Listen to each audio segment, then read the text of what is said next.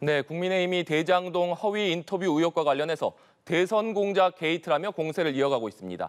김만배 씨와 뉴스타파의 인터뷰 관계자 또 이를 보도한 일부 기자들을 경찰청에 고발하기도 했는데요. 자세한 내용은 국민의힘 배현진 의원과 알아보겠습니다. 의원님 어서 오십시오. 네, 안녕하십니까. 네. 예. 먼저 본격적으로 현안에 대해서 질문드리기 전에 초선으로서 이제 의정활동 기간이 3년이 좀 넘은 것 같습니다. 네, 맞습니다. 그동안의 소회부터 말씀 부탁드리겠습니다.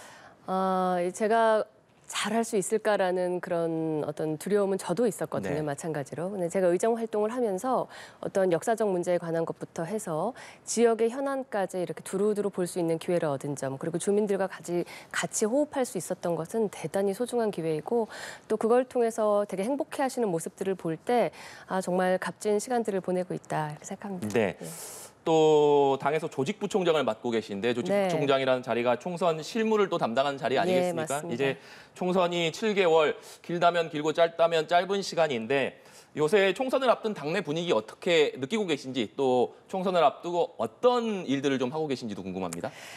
네, 일단 제가 맡고 있는 조직부총장은 이제 사무부총장의 이제 총장단입니다. 네. 그래서 그 중에서 전략기획의 분야가 있고 제가 맡은 조직 분야가 있는데 전국 시도당에 있는 그 당협들을 관리하면서 앞으로 공천 실무에 관한 역할들을 이제 사무총장을 돕는 네. 역할입니다. 그리고 또 총선을 네. 앞둔 지금 국민의힘 내부의 분위기는 좀 내부의 어떤지. 분위기는 당연히 이제 술렁술렁 하고 있고요. 네. 무엇보다도 모든 그 어떤 메시지의 관심사가 네. 공천으로 직결되기 때문에 조용히 술렁거리긴 하지만 굉장히 신중해야 한다라는 서로 간의 그런 분위기도 있습니다. 네, 알겠습니다. 본격적으로 현안에 대해서도 좀 질문 드려보겠습니다. 네. 무소속 윤미향 의원이 최근에 도쿄에서 열린 친북단체 조총련 주최 행사에 참석을 해서 논란이 되고 있습니다. 윤 의원은 이것이 조총련만이 참석한 행사는 아니었다, 뭐 이렇게 해명을 하기도 했습니다만 이 상황과 윤미향 의원의 해명까지 어떻게 들으셨는지 궁금하네요. 굉장히 이제 보시는 국민들께서 좀 혼돈하실 만큼 그 사건들을 섞어서 해명을 하셨더라고요. 네. 윤미향 의원이 문제가 됐던 것은 조총련이 주최한 행사에 참여해서 남조선 괴뢰도당이라는 그런 발언을 들으면서 대한민국의 국회의원이 그 자리에 있었다는 거거든요. 조총련은 아시다시피 이미 1970년에 반국가단체, 그러니까 사실상 대한민국에서는 북한의 조직이라고 네. 간주하는 단체입니다.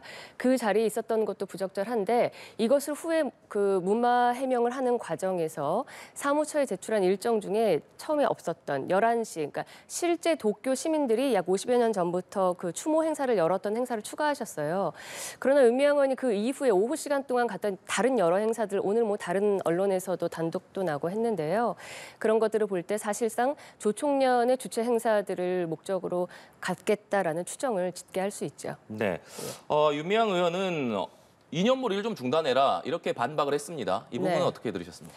글쎄요, 이게 2년몰일까요? 본인이 갔던 행사에 대해서 부적절한 친북단체에 가서 활동한 것에 대해서 소명을 하라는 정당한 국가의 그 질문이거든요. 그런데 그것을 2년몰이라고 하는 것은 부적절하다고 생각하고요. 일본 시민사회 어느 곳에 가든 조총련은 있습니다. 그래서 그 요청에 따라 화답했다라고 하는데 일본 시민사회 어디를 가든 우리 대한민국 이 인정하는 재외동포 민단이라는 그 조직도 있습니다. 네. 왜 그곳과 접촉할 생각은 하지 않으셨을까 하는 생각이 듭니다. 네. 국민의힘에서는 계속해서 민주당을 향해서도 네. 윤미향 의원의 직전 소속 정당이 민주당이었기 때문에 네. 민주당에 좀 결자 해지하는 차원에서 의원직 제명에 협조해라 뭐 이런 요구도 계속하고 있는 상황 아니겠습니까? 네, 맞습니다. 민주당도 굉장히 좀 제가 느끼기에는 이제 이 문제가 적극적으로 나서기도 좀 어렵고 또 그렇다고 해서 완전히 모른 척하기도 어려운 약간 뜨거운 감자이기도 하고 골치 아픈 문제인 것 같아요. 그러나 누가 보아도 윤미향 의원의 소속은 민주당이라고 생각하지 않겠습니까? 무소속으로 지금 현직 있긴 하시지만 여기에 대해서 민주당이 책임 있는 입장을 내주셔야 하고요. 윤미향 의원도 더 국민들에게 명확하고 또 알아듣기 쉽게 그 본인의 행적을 소명해 주셔야겠죠. 네.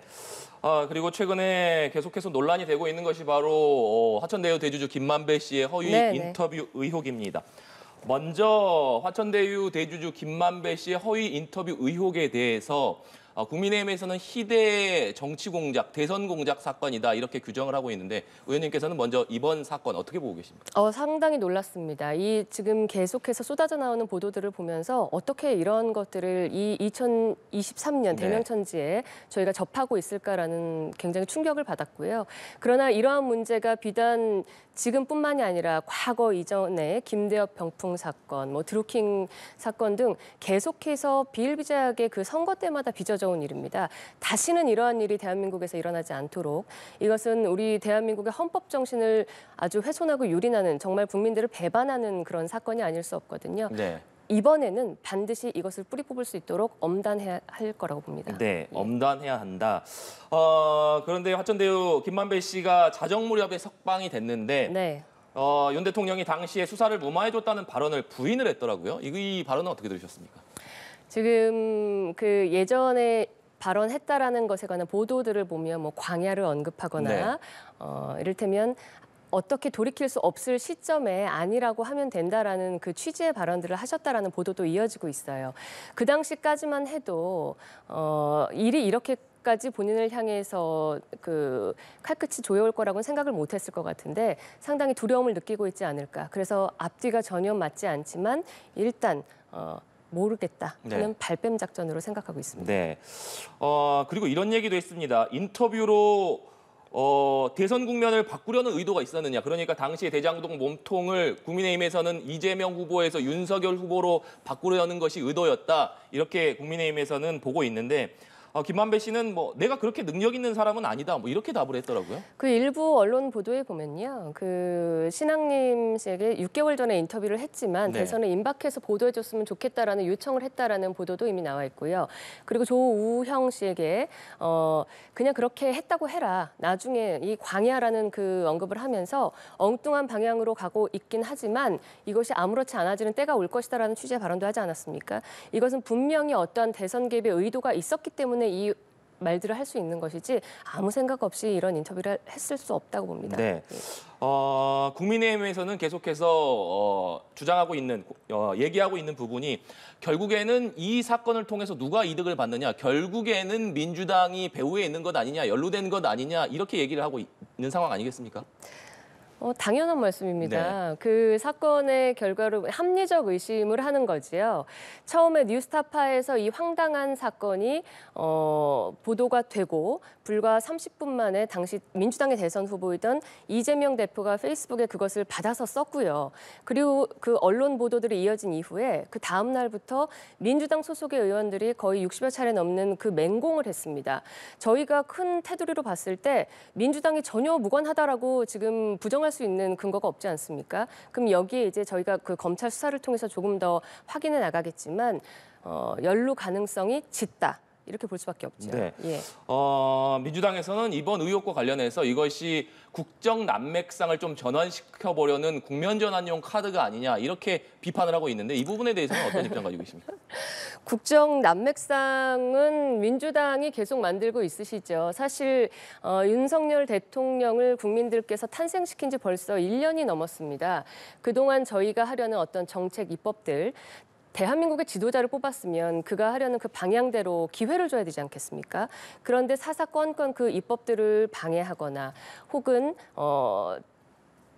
그 함께 협조하려 하지 않는 모습들은 이미 국민들께서 지나치게 보아오셨어요. 이런 난맥상을 빚어온 민주당에서 사건의 정황이 이렇게 구체적인 검찰 수사를 통해서 드러나고 있는 마당에 그 핑계를 저희한테 돌리는 거는 조금 우스운 모양이죠. 네. 예. 민주당이 그러면서 그렇다면 이것을 대장동 특검을 통해서 다 한번 파헤쳐보자, 확인해보자 이렇게 얘기하고 있는 상황 아니겠습니까? 특검 얘기는 그 예전에도 했습니다. 기억하시죠? 예, 아마 이 검찰 수사를 좀 모면하기 위한 엉뚱한 발언이 아닐까 생각을 하고요.